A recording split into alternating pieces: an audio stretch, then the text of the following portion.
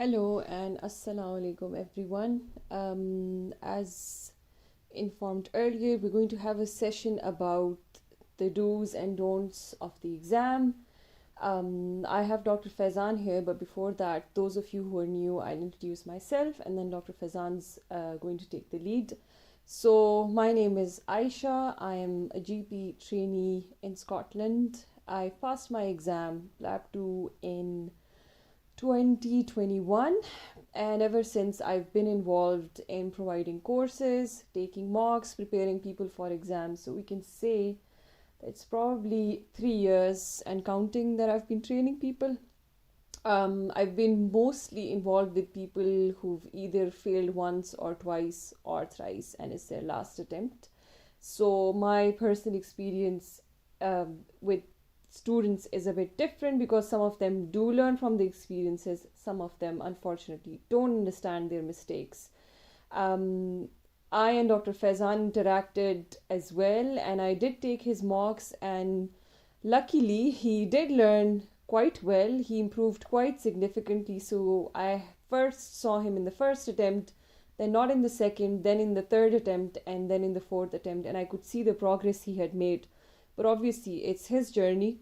It's him who realized what were the things that needed to be done, what were the things that he didn't need to do, what were the things to leave, what were the mistakes. So I let Dr. Faizan introduce himself and then go ahead further with whatever he has to share with us. And I personally am looking forward to learning from him as well. So let's listen to Dr. Faizan.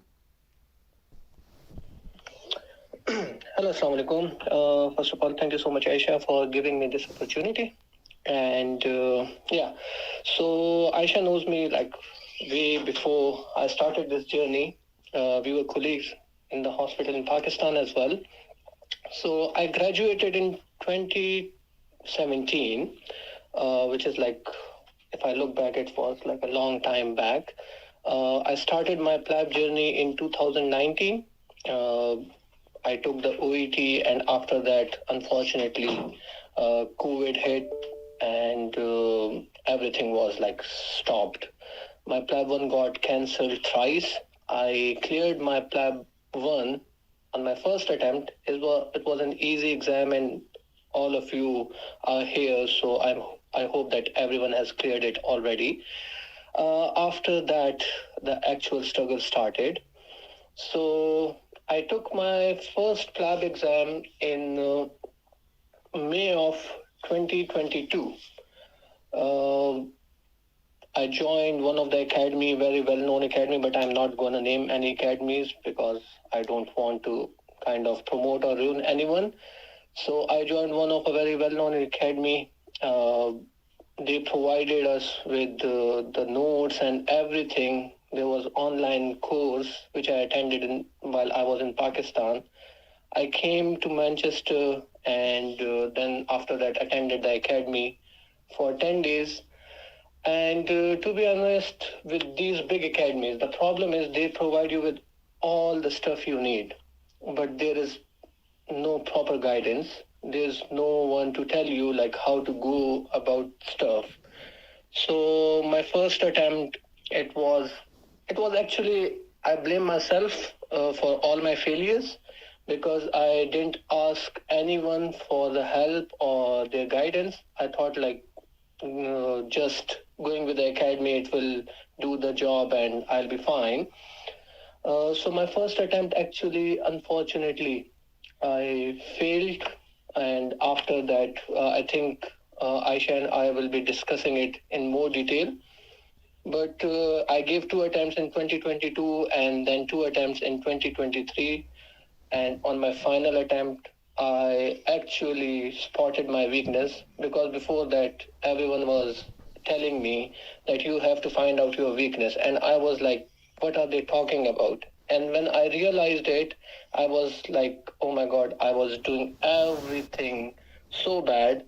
And I wished like I knew all this on my first attempt. And I would like to thank Aisha because she helped me a lot. She took time out of her busy schedule and she's like my little sister, and I cannot thank her enough for all she did for me. So Aisha, from here now, I think like you can ask me stuff and we can go one by one with all my attempts, if it's okay with you.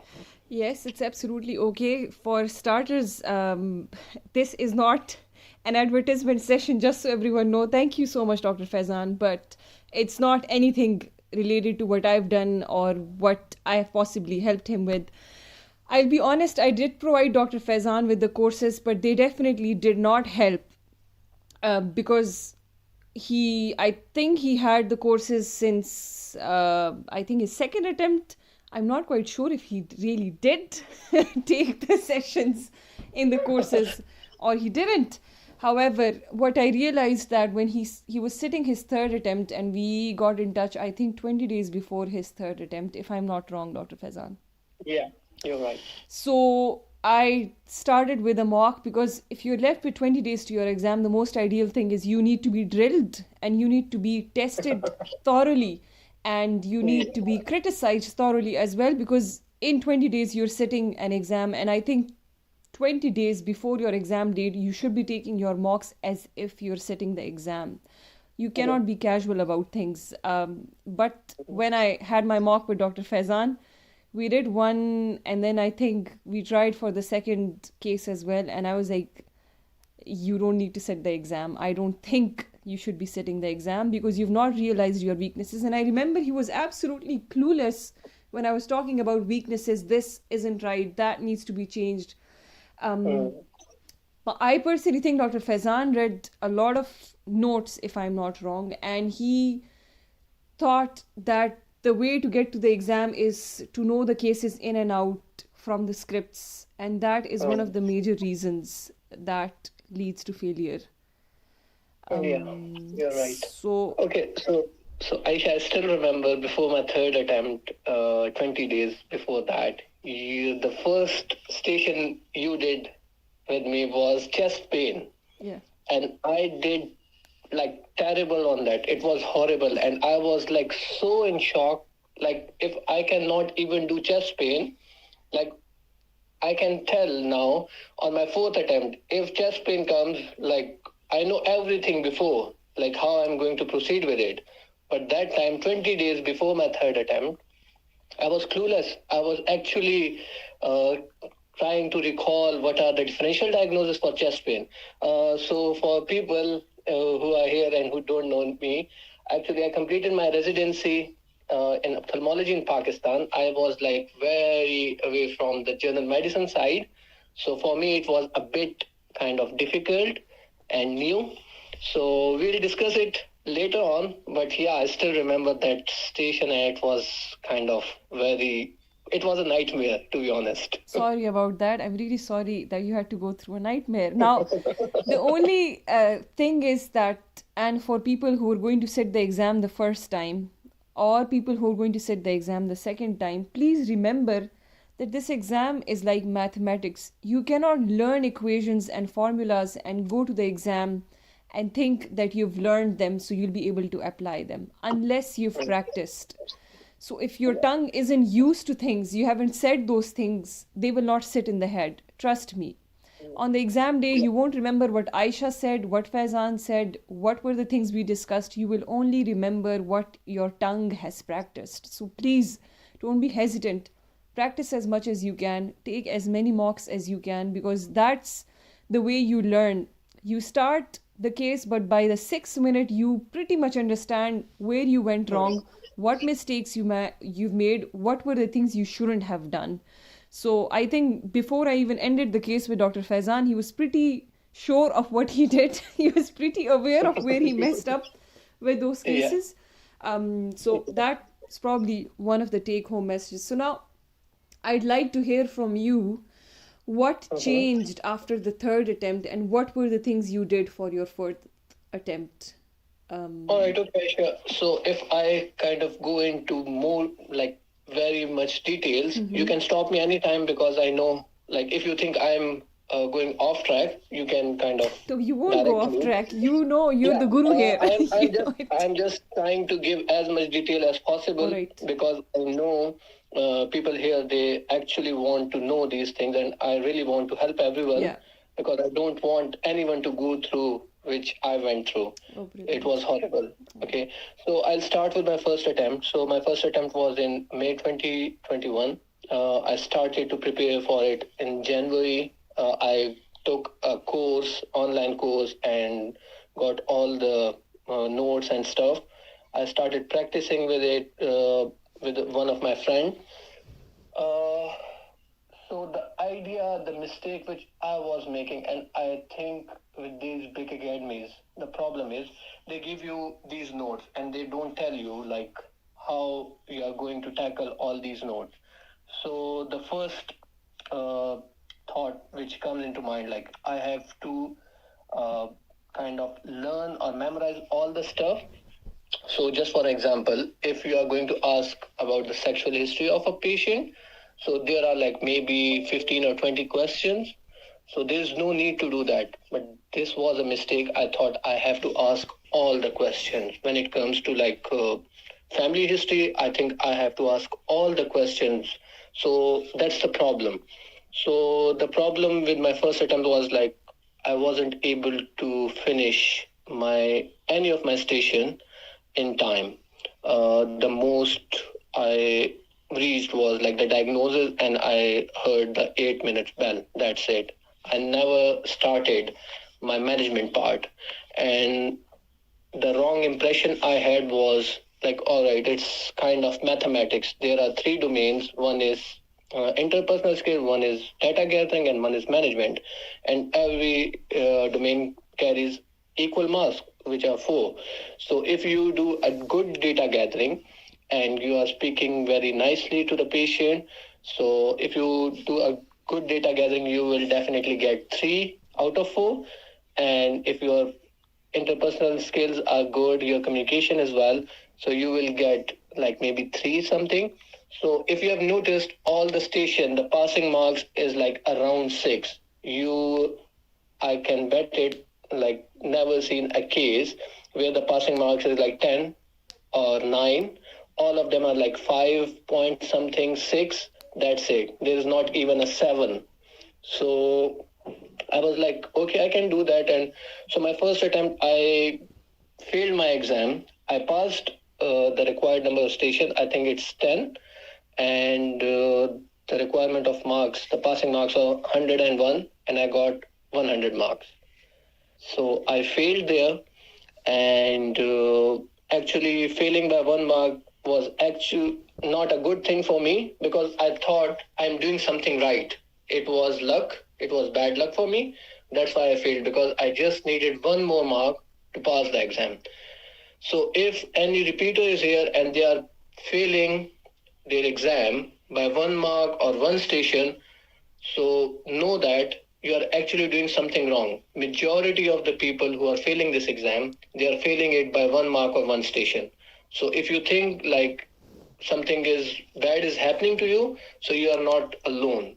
There are so many people like you, and when you try to reach out, you will find that there are so many like you.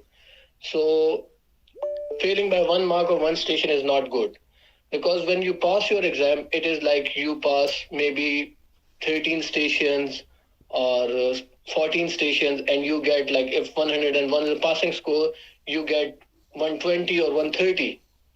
So like, aim for big.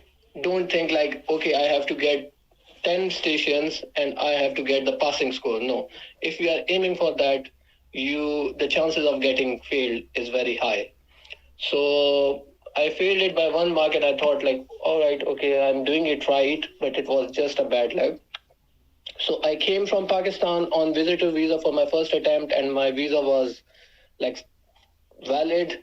So I booked another exam that was in August 2022 as well, after like couple of months. So I came back and I retook the exam, and it was again a failure for me, and it was marginal as well. Okay, so so at that time I was doing my residency in Pakistan in ophthalmology. So I stopped pursuing this path because I was in final year of my training. So my training ended in December 2022, and I appeared in my exit exam and passed that, and I booked another exam in June. So my exit exam was kind of coinciding with that, so I had to cancel that exam and booked an exam in August again. And I came to the UK in June. In the end of June, I had just 1 month of July. I was actually preparing for my exit exam, which is like trying to become a consultant, or you have to act or behave like a consultant. So it was a very big shift for me because I have already given an exam where I acted like a consultant, I treated patient like consultants, and now I had to change my approach to act like a junior doctor. So I took it very casually, and I was thinking, all right, if I can pass an exam which is at the level of consultant, so this is a junior level exam, I can definitely pass it.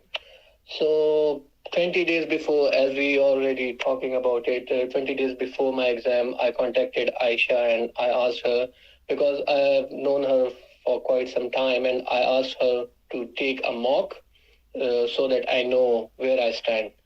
And she took the mock and she told me, like, you are not prepared and you should cancel the exam. And I was like, I have to take the chance because I don't want to lie and stuff like that to cancel my, and they are not going to refund my fees. So I'm going to take the chance. So I took the exam, and again the same thing happened.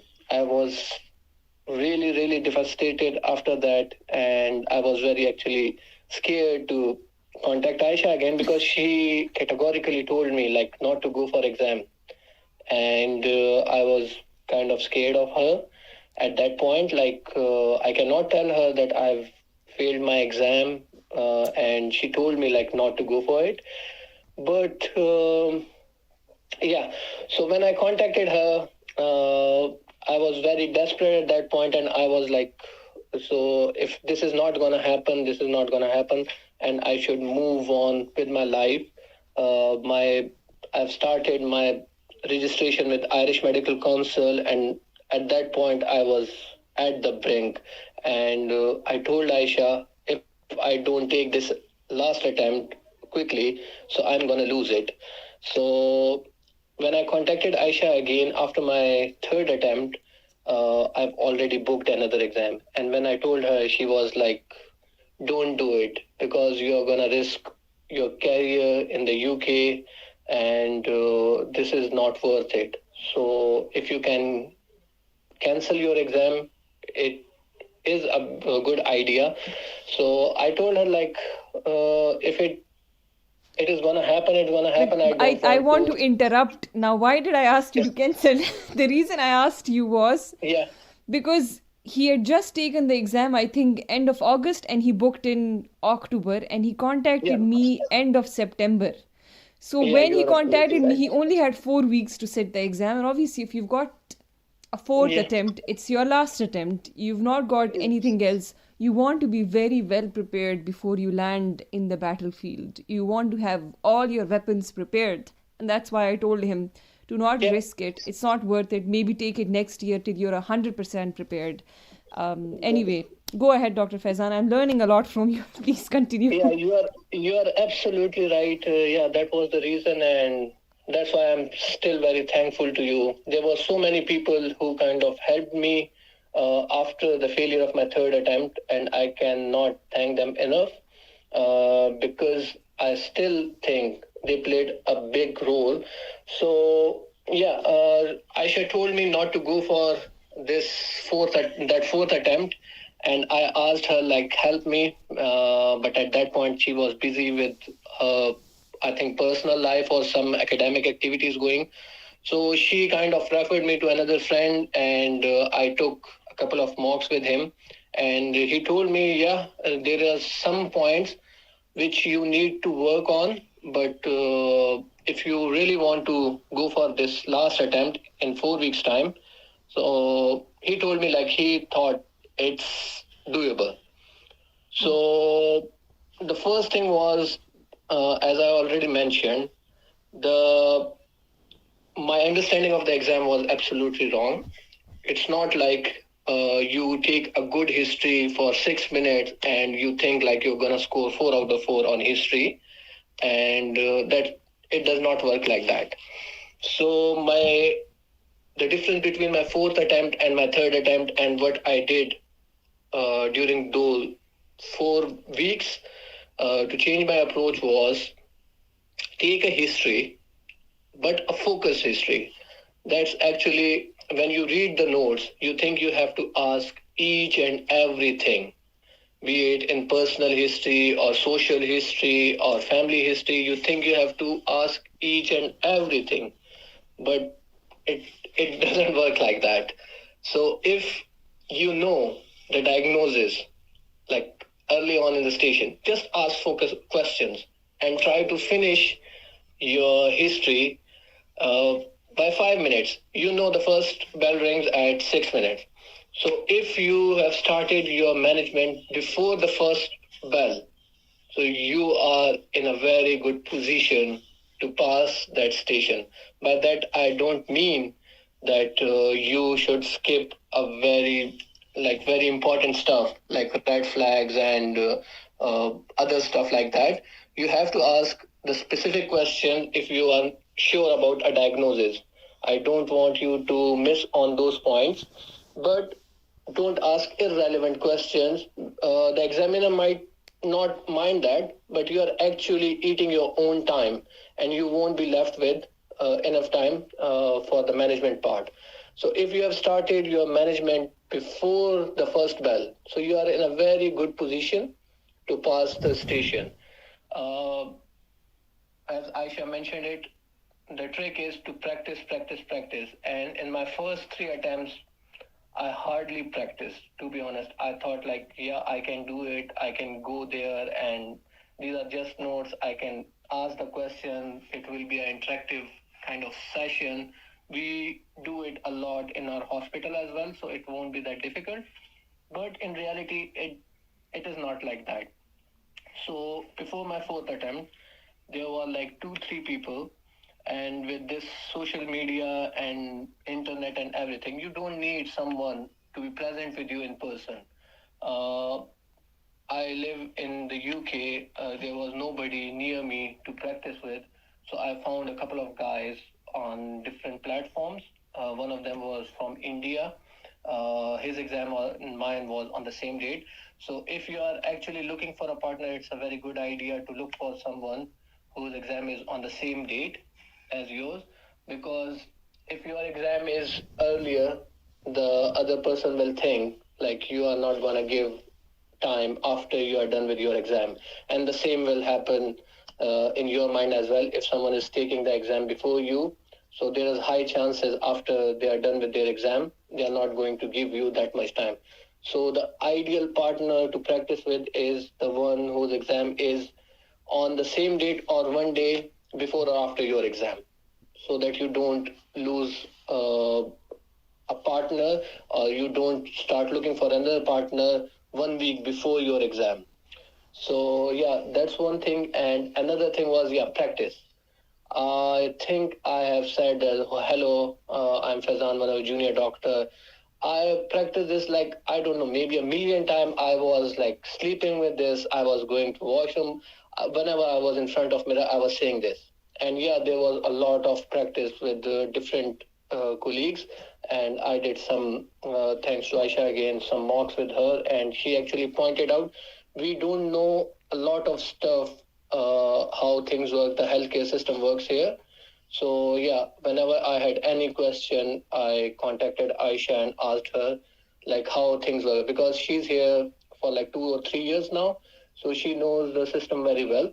So she helped me a lot with them, and there were some things which kind of helped me.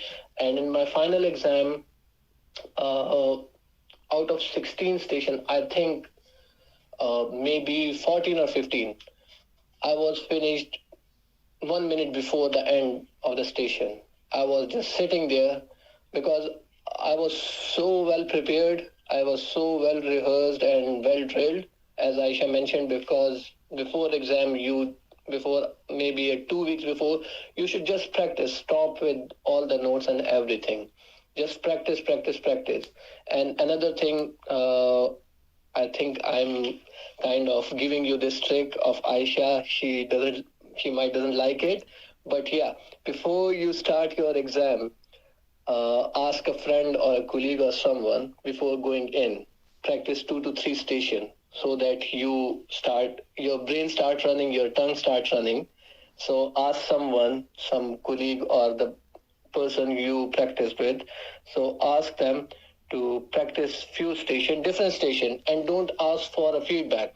Just practice it. So when you go to your exam, then you know, like, all right, because the introduction part, if you open smoothly, so things starts very well. But if you kind of fumbling and getting anxious in the opening, so from there onwards, things are not going to get easy. So these are some things which I would like to share. If there any other thing, Aisha, you want to ask, I'll be more than happy to answer. Thank you so much, Dr. Faizan. You were very thorough. If anyone has questions, please post them in the chat area, and Dr. Faizan will be able to answer them. I think the take home message is that when you see the amount of scripts out there are like 13, 14 differentials for like chest pain, 14 for back pain, 100 for headaches, 100 and million for abdo pain, and obviously all of them are relevant when someone tells you I've got this thing going on, but obviously it's not practical in the exam, so you have to take out majority of them and maximum 5 to 6 with 2 common cases and 3 red flags. That's how you should keep it. 5 maximum differentials, 3 to 5, that's it. You don't have to dig in because the examiner doesn't expect you to rule out everything, but they want you to touch on the necessary important ones. So if you keep that in mind, and obviously family history is irrelevant in a section, you don't need to ask about it. For example, someone's coming with a sinus headache and they're telling you it's after a flu and it worsens when they bend down. There is no reason to ask a family history because it's quite a classic presentation, and that's what you will face in the exam anyway. So no family history, no need to touch the sexual history, no need to touch on lifestyle if it's not necessary in a case. However, if it is important, then it's a blunder to dodge it. Psychosocial is very important because it has a mark in the exam. I've noticed people who change their strategy of including the psychosocial aspects of someone's lives have managed to score 9, 10 and above because they've touched something that a lot of people generally in the exam don't touch because they've read scripts, and scripts barely touch on the psychosocial aspect of things. So I think that's another take home message. Aisha? Yeah. So I don't know it's a good thing to say right now or not. Yeah, there was one guy who actually whose course actually helped me. I'm not gonna name anyone here. If Aisha wants me to, I can name him. But as we said, we are not here for promotion or anything. If someone actually is interested to knowing, they can text in the message in the group, so I can let them know. But the thing I learned from that guy was he also works as a GP here. So in one of his session, he mentioned, and actually this thing make a lot of sense. So he said, like, if you have headache, all right, so you don't go to see a doctor unless it is affecting your life or you think that it is something dangerous. Like, you will never ever go to see a doctor for simple headache unless you think it's something like a tumor or something, or if it is actually affecting your job, your time at home, or any. So psychosocial and red flags and concern, the ice part and psychosocial, it is actually very, very important. Some people say, like, don't ask them, you don't need to ask them. But here, and I think everywhere in the world, a patient will never go to see a doctor unless he's worried about it or that thing is actually affecting his or her life. So you have to ask them and you have to manage them. So I think that was a very good thing, and I incorporated the ICE part and psychosocial part. There was not a specific area or point where I used to ask. Like these are general questions you can ask anytime. And the best time to ask these questions are if you are losing your track during taking history and you don't know what to ask. Just ask the patient, uh, "Are you worried about anything?" So he or she will give their concern to you. You can also ask if you are kind of forgetting question. You can ask, "Is this affecting your life in any way?" So they will definitely help you. And another thing, another important thing is when you practice with your colleagues or when you are like going for these mocks, actually none of us is like the good actors and we don't have all the information available. But in the exam, they are very well rehearsed. They know their disease inside out. So if you, when you ask a question, they will answer it in very clear words. They will never ever try to confuse you unless your question is clear. So when you ask a question, they will give you the answer. But when you are practicing with a colleague or other PLAB aspirants or giving these mocks, so everyone tries to trick you because they want to give you a difficult time so that you are well practiced. But in exam, it is very, very different. The open question is your best friend. Never ever forget the open question. Always, whenever you are starting anything, before going to close-ended question, like the you all know about it. How can I help you? Is there anything else, or tell me more about it? So in one of my station, I opened very like confidently, and when I asked him, "Tell me more about it," that guy kept on talking for like a minute or 2 minutes, and he gave me everything. I was like, "What should I ask him?" So it was very easy for me because I didn't need anything else. And never ever forget to ask this open question. This is very important because sometimes you don't know, you are not kind of in that place, or some question is not coming to your mind. And when you ask the open question, the patient give you the answer, and that answer actually directs you. I remember another candidate when she passed, and before my exam, I talked to her, and she told me there was a case of macular degeneration, like combined station, and she did not have any idea what this case was. And she asked the patient, "So, do you have any idea what's going on?" And the patient actually told her that she went to see an optician, and the optician told her that there's some degeneration. So, you all know in the notes, if you hear degeneration and the cases of eye, so it's macular degeneration. And she actually passed that station with very good score. So, open question, eyes, and psychosocial. That's brilliant. I mean, the open question statement that you've made, it is true that things won't be in your mind and someone else will just put it in your mind. And the actors in the exam are very helpful. That's true. That's something I vouch for as well. They'll tell you things and they'll try to help you in the best way possible. We've got a question here about how to deal with anxiety when you're sitting your second exam. Dr. Faizan, I know you weren't an anxious person at all, but I still want you to share some knowledge here and let people know. Yeah, Aisha, yeah, you are right. Actually, I told you this before. When I was even going for my fourth attempt, I never ever felt, and this is, I think, something natural. But if you are still feeling anxious, the thing is, don't practice with your close friends. Try to contact people on these different platforms from other countries, so that there's this shyness, I think, which make you anxious. So try to practice with different people, people you don't know, and nobody's asking you, like, if you start practicing, you don't like it, just leave it, look for another one. When I started to look for a partner, there were like 2, 3, 4 before I found the perfect guy to practice with. So nobody's kind of bounding you. Try to find different people, and you think like, okay, I'm gaining something from this guy, and I'm also giving something in something back. So that's how it's gonna work. So anxiety is something you have to, like, I don't know, because I'm really sorry, because I don't have any answer for that.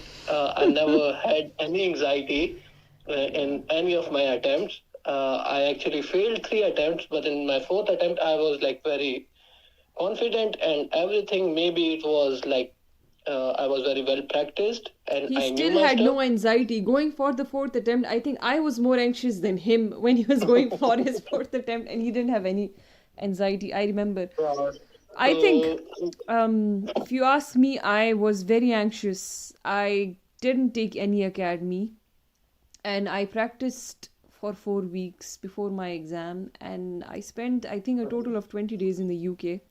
I brought beta blockers with myself because I knew the one thing that calms my heart rate, makes me think logical, is when my fight or flight reaction is under control. So I think if you're someone who's very anxious, you can benefit from beta blockers. That's something that uh, helps for a lot of people.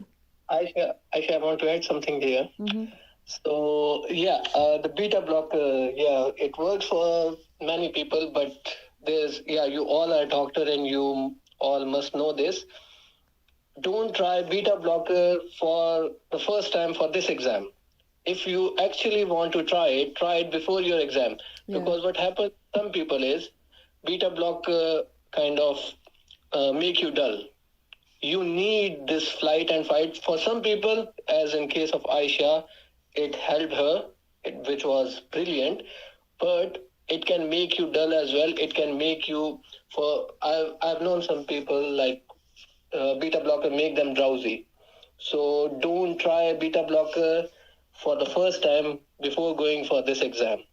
If you really want to experiment it, try to experiment before and just see how it works for you.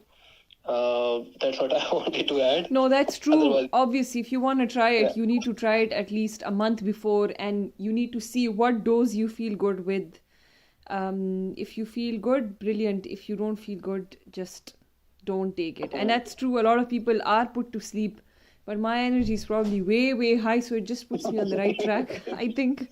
But I haven't taken beta blockers apart from exams. I only take them for exams. So we've got a question about how to ask for ice. So if you ask me as a GP, what I do is I listen to the patient, and when someone walks into your room, remember, you're not just dealing with the case, as in a case of a mole. You're not just dealing with a mole. You're not just dealing with a headache or chest pain or tummy pain or urgency, anything, any symptom people come with. It's not just that. You're dealing with a situation. So you have to take it as a situation. And if you take that in your mind, how do you ask about ice is there anything in particular you're worried or concerned about? You can slip that before you start your management, or right after your examination, because at that point you're prepared to answer a lot of questions. If you don't know the actual answer, for example, you're suspecting someone has prostate cancer, you've examined the patient and it looks enlarged, but you're unable to tell if it really is, and they have the symptoms, what you do is that I understand you're concerned, and so am I as well.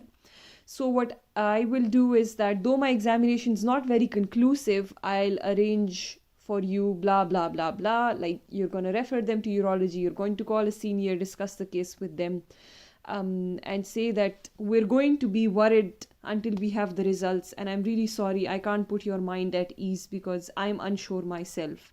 So be honest. I've said that before and I'm saying it again. Be honest. If you don't know something, you don't have to fake it. The moment you fake it, they fail you with a 0 in the exam, because you're risking someone's life and you're lying in the exam and you're not sure about something. So just don't do that. Yeah, I just want to add something to it because Aisha is now kind of giving you the perspective of actual GP. I will like to add something as a candidate for PLAB exam. So, what Aisha said, it was absolutely right. But if you are worried about when to ask the eyes and what to ask, how to ask it, so if you look at the eyes, there are three questions. One is ideas, one is concern, one is expectation. So, what I think the most important question out of these three are the concern, the worries. So, you can ask it any time in your history when you are forgetting something. Just ask, is there anything you are worried about? Just plain simple, no fancy word, nothing. So the patient will definitely give you some worries or concern if there are any. Uh, After the worries, the second important is ideas. Like that's how I kind of understood it. So ideas. So like if you are taking history and you ask a patient, do you have any idea what's going on? So it kind of sounds unnatural, and the examiners they are actually sitting there and going through these candidates every day, almost, and they have been like with so many candidates, so they know like what you are trying to do. You are trying to do the eyes. So what I suggest, never do the eyes all three questions in one place. Try to scatter them to look more natural. So what is the one question, the idea question which I fitted.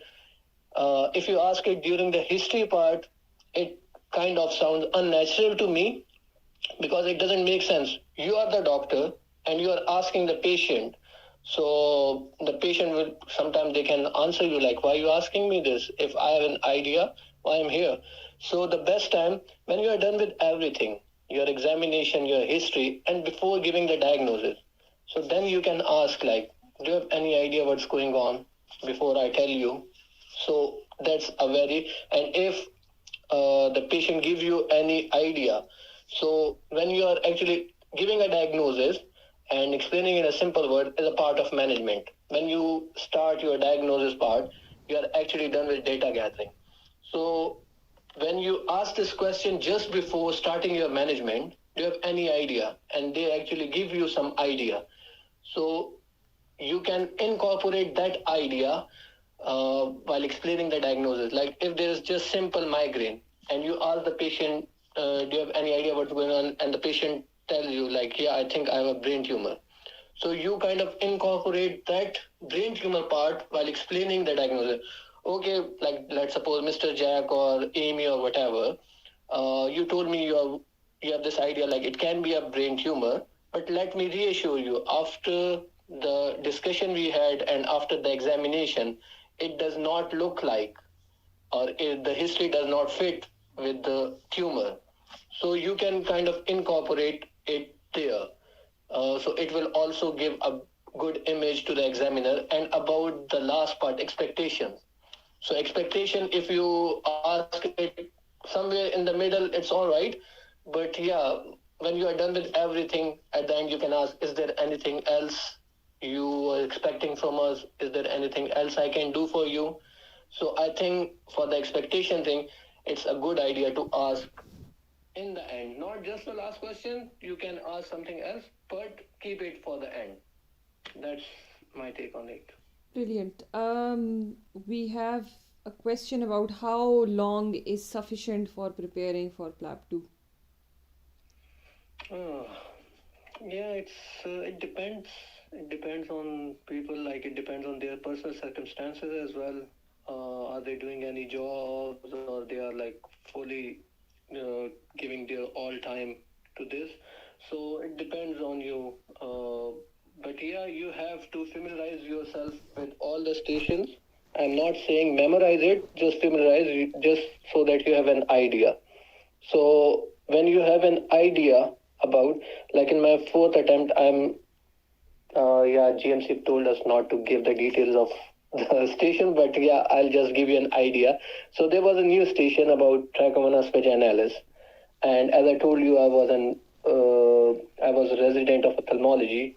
So the guy had a concern about like was it? Like they broke up. He broke up with his girlfriend, and he was worried. Like, is it a sexually transmitted infection or not? And I made that blunder. I told him when I was doing the management part. I told him, no, I don't think it's a sexually transmitted. Which it is actually a sexually transmitted infection. But I told him like, no, it's not a sexually transmitted infection.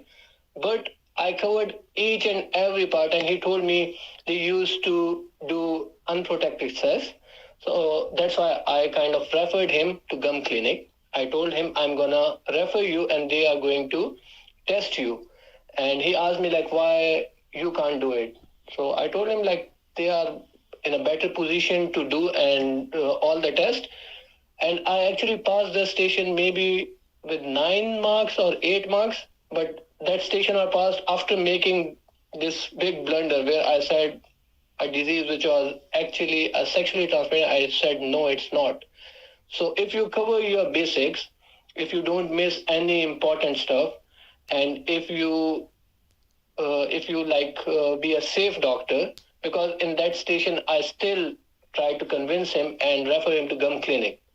So by giving him this information, one piece of information that no, it's not a sexually transmitted infection, and I'm actually referring him to Gum Clinic. So yeah, I'm not being unsafe doctor. I'm still thinking about the patient and sending him to more specialist doctors. So if this is a sexually transmitted infection, they will tell him like, yes, this is a sexually transmitted infection, and they will definitely treat it as well. So yeah, it depends on different factors. So try to familiarize yourself with all the stations so that you have an idea about different type of questions. But the time frame, it differs from person to person. I think in my time I took 40 days, but I had a thorough understanding of the exam before it, because we used to have groups where we used to have Zoom meetings, and everyone used to discuss cases. We used to question each other. So that was going on for a long time during COVID. And when the exam started, so my drilling exam prep was for 40 days, but I was quite prepared, like roughly prepared for it before that as well. So I would say maybe take 2 months should be okay for the exam, but 2 months of dedicated time. If you're working and you're busy, then maybe 3 to 4 months. You need to start earlier. We've got another question about, sorry, let me see if I can open it. There is a question from, I think, Umar Khan, how to answer concerns of patient when you don't know the actual answer. No, we've answered that. Like, just be honest. Just don't lie. Yeah, all right, okay. You don't know. How do you address concerns like tumor, for example, if you need to rule out that? First, if you haven't asked question relating symptoms. So that's a big blunder if you've not asked questions related to a tumor. For example, someone's coming with new onset headaches and you've not ruled out early morning nausea, lumps and bumps, visual, hearing disturbances, or change of the headache with positions, weight loss, family history. If you've not asked those questions, then obviously when they ask you that question, you can say, thank you for reminding me. I'll ask you a few questions and then ask it. Because by this point, you have made a blunder by not asking about a tumor. But maybe you can catch up by asking again. Another thing which I want to add, like when it comes to asking, tumor in adults, tumor, and in children, meningitis. I think you told me that about the children, that meningitis, they take it very seriously and you have to rule it out. And in adults, whenever you are taking history, keep tumor in your mind because you don't want to miss it. Yeah. So, there's this flaws, which is fatigue and loss of weight, and some call it lethargy and appetite and loss of weight and things like that. But while you are trying to rule out tumor, don't ask all the questions. Just start with the most common symptom of tumor is weight loss. So ask about change in weight. Don't ask like, have you lost any weight or have you gained it? Ask like what I told you earlier, ask an open question. is there any change in your weight? Yeah. So definitely the patient will answer if there is any loss of weight. If there is no loss of weight, ask one more question, but that's it. If there are negative answer to two questions of tumor, there won't be any positive answer because they are there to help you. They have been like programmed like this. If you ask someone if you are suspecting tumor and you ask change in weight, so if there is tumor, they will definitely tell you yes, I'm losing weight. But if there is no tumor, they will say no, there is no change. So there is no point of asking all the question of tumor. So try to ask one or two questions and that's it. Move on. So We have another question where when you finish your station early, then don't you think you missed something in data gathering? Yes, you always think that. But for example, you've got a mole, which is a normal looking mole in the exam, and someone's worried about cancer. And the only thing you can rule out with a mole is cancer, and you've done that. You've finished your case in 6 minutes. So you've got to have 2 more minutes which are free, and there is nothing more you can do about it. So, I mean, there are cases which finish in 5 minutes or maximum 6 minutes. If you're quick and thorough in your history, you will think you've missed something, but you might not have missed, or you might have missed. So, you have to weigh where you stand by practicing a lot and by taking mocks. And if you can take mocks online, take mocks online. Work your way through it, because there is no right and wrong. There is your own judgment of, am I driving on the motorway and am I driving safe, or am I not driving safe? And it's you who judges it. Nobody else is going to flash you lights or tell you that you're not on the right path. So but I think practice helps with that. If you practice enough, you know where you are, you understand what you're doing wrong, and you catch up. yeah, and actually, I think there are a lot of stuff which I'm forgetting right now because, like right now, we are having this general discussion. But when you are practicing with someone or you are giving marks, so the feedback you are getting, like then you are very focused about each and every part. Like right now, there are so many so many things in the management part. Like you have to. I think you told me this. You have to keep the patient in loop, always arrange a follow-up. Never ever tell the patient like, all right, we are done, and that's it. Always keep the patient in loop. Give some leaflets or any links or something. Always safety net. So there are so many things which I think is difficult to cover in just 1 hour session. So yeah, it's a good idea to practice. And when you think your exam is near, try to take some mocks with someone more experienced who can give you a proper feedback. And I think it will definitely help. Yeah. So one another thing that I would add about the follow-up thing is when someone's walking out of your room and you've given them a treatment, there's always a question of what if this fails? What if the treatment fails? Of course, the treatment will fail in certain occasions. And you never know if it fails or not. So let them go by, if this doesn't work, why don't you see me in 2 weeks' time? It's a fleeting comment that you can make. And it saves you from a lot of things. It's a safety net, and at the same point, it's a follow-up as well. So that's very essential. We have a question about how to score in teaching stations. Dr. Faizan, tell us about your teaching stations experience. Okay, Sorry. so yeah, actually for me, the teaching stations were always very good. I actually scored in third attempt. There was a teaching station where they asked us to teach referral to a student. For teaching stations, actually, I don't know how it's the same as you don't know how they score the prescription, because there is no like right and wrong. Sometimes you can get 12 out of 12. So, but the teaching station, you have to work on your interpersonal skill. Try to be very clear about the stuff you are saying. And if you don't know anything, don't say it. But if you are actually asking like what is which question will cover the data gathering domain and which will cover the management domain, so it's very difficult in these type of stations like teaching and prescription, because nobody has the right answer. GMC knows or God knows. So we don't know like what's the right answer. But uh, when you are going for these station, don't give all the information you have. Try to involve the patient, the student or the junior doctor or the relative. Ask them question. When you ask them question, so you are actually doing the data gathering. When you ask them how much do you know about, like if you are teaching ECG, for example, so ask them how much do you know about ECG. What are your understanding?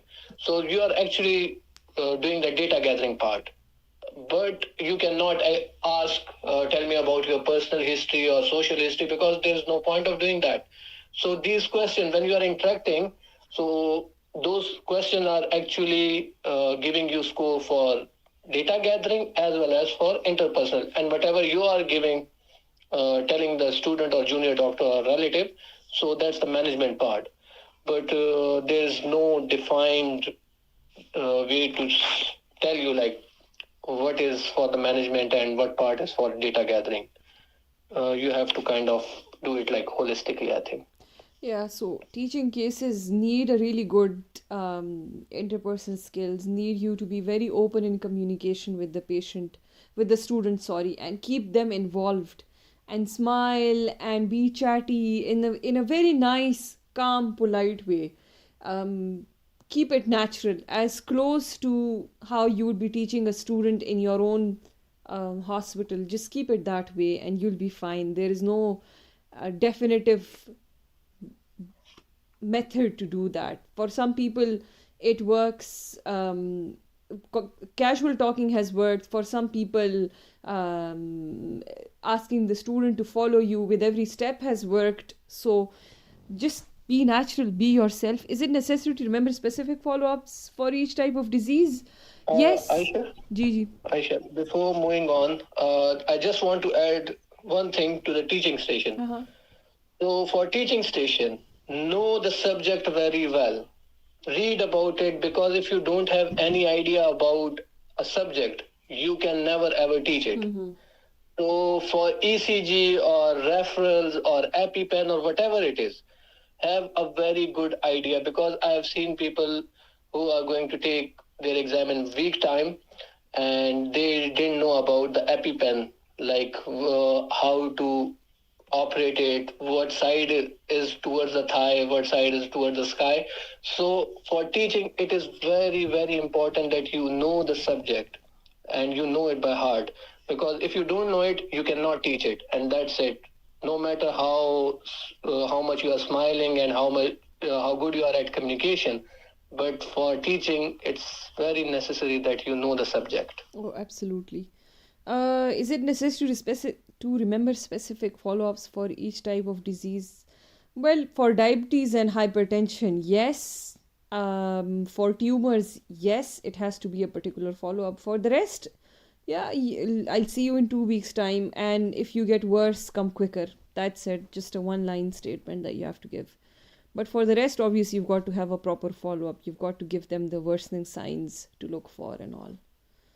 Yeah, So, what I would like to say here is, uh, don't stress so much about these stuff. As Aisha said, like, yeah, if you are actually dealing with patient in GP in real life, so you have to know like what time or when you want to follow up the patient. But in exam, if you don't remember, just say like, I will see in couple of weeks. That's it. You have actually done something. It's better to say it. If you think I don't remember and I shouldn't say it, it's better to say that I will see in couple of weeks. At least you are keeping the patient in loop. yeah. And if you think, oh God, I don't know when to ask the patient to come back, and you don't ask it, so you're not going to get the marks for the follow-up question. So don't stress over it. If you know the exact time, well and good. But if you don't, just add this question. I'll see in a couple of times. Or if you have any question, you can contact us back. Or if the symptoms start getting worse, you can come back. So just add these sentences in the end, and you are done with the follow-up. But if you know the exact timing, wonderful, you are smashing it. So anyway, we're towards the end of the session. I hope everyone's learned something as they go. I'm going to post my number in the chat box because I forgot it the last time. And if anyone has any questions, they can text me. And if they want to get in touch with Dr. Faizan, you can also text me for that. And thank you so much for your time, Dr. Faizan. You and thank you so much for inviting me. Right. Bye bye, everyone. Bye.